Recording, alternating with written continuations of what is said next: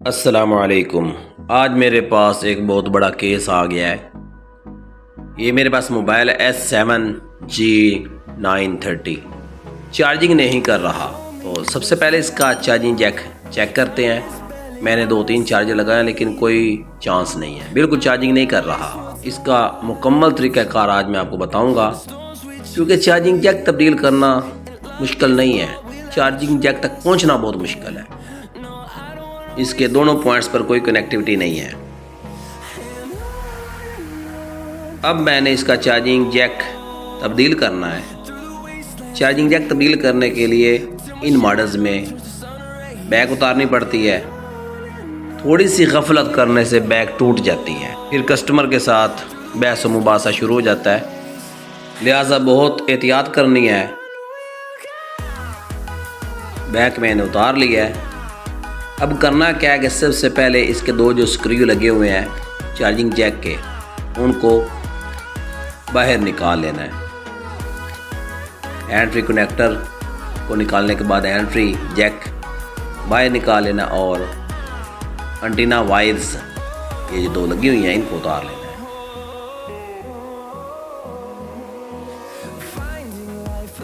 है। ये स्ट्रिप बाहर नहीं आ रही, डबल टेप के ज़रिए ये काफ़ी मजबूती से लगी हुई है। बाइक साइड पे करना है और ये जो स्ट्रिप नहीं निकल रही थोड़ा सा सीधी सी इस जगह पर डाल के अब इसको निकालने की कोशिश करते हैं।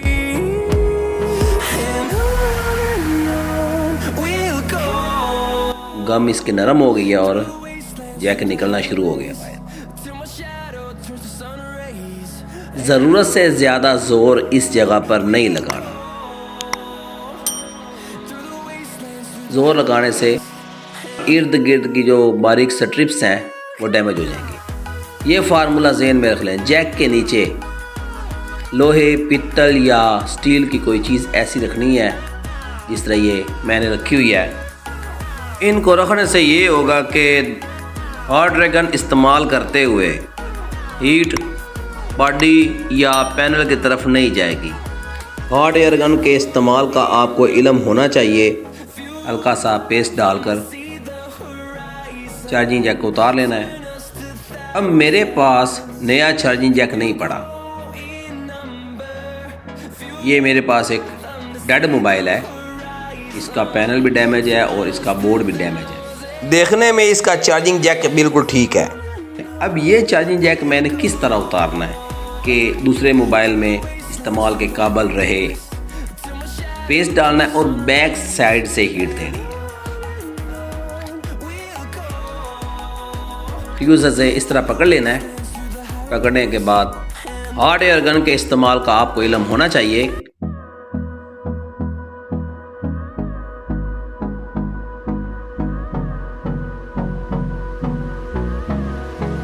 ओके हो गया जी। चार्जिंग जैक उतार लिया उधर से हमने।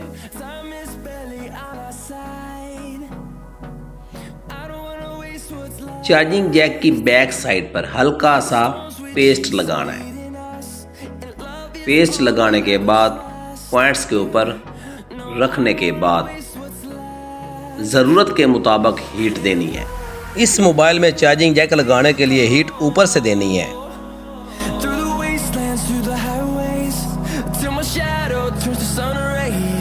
चार्जिंग जैक लगाने के बाद बारीक टिप से तमाम पॉइंट्स को एक दफ़ा रिसोल्ड ज़रूर कर देना है और डबलिंग नहीं होनी चाहिए। ये देखें कितना ज़बरदस्त चार्जिंग जैक लग चुका है। अब इसके पॉइंट्स पर राब्ते चेक करते हैं चार्जिंग जैक के कि राब्ते ओके हुए हैं कि नहीं हुए। एक प्लस और दूसरा नेगेटिव शो होना चाहिए। मेरे पास जो मीटर है इसकी नेगेटिव लाइन 80% मूव होती है। जिनको मीटर के इस्तेमाल का पता वो मेरी बात को समझ रहे हैं। एक 60 और दूसरी 80, यानी कि दोनों पॉइंट्स पर राब्ता ओके हो चुका है। जिस तरह हमने चार्जिंग जैक उतारा था सेम उसी तरह स्क्रू लगाते जाना है। हर चीज़ की बराबर फिटिंग करते जाना है।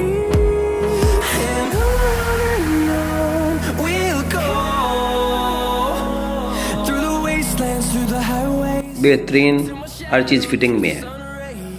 इन मॉडल्स में चार्जिंग जैक तब्दील करना मुश्किल नहीं होता, चार्जिंग जैक तक पहुंचना बहुत मुश्किल होता है। बाज़ औक़ात थोड़ी सी गफलत करने से पैनल डैमेज होने का भी अंदेशा होता है, बैक डैमेज होने का अंदेशा होता है। लिहाजा ये काम बहुत मेहनत तलब और एहतियात से करने वाला है। बेहतरीन फिटिंग इसकी हो चुकी है। दोबारा चार्जिंग जैक लगा कर देख लेते हैं। राब्ते इसके ओके हो चुके हैं, तो चार्जिंग इसको करनी चाहिए। ये देखिए इसकी चार्जिंग स्टार्ट हो चुकी है और इससे मोबाइल का फॉल्ट हल हो चुका है।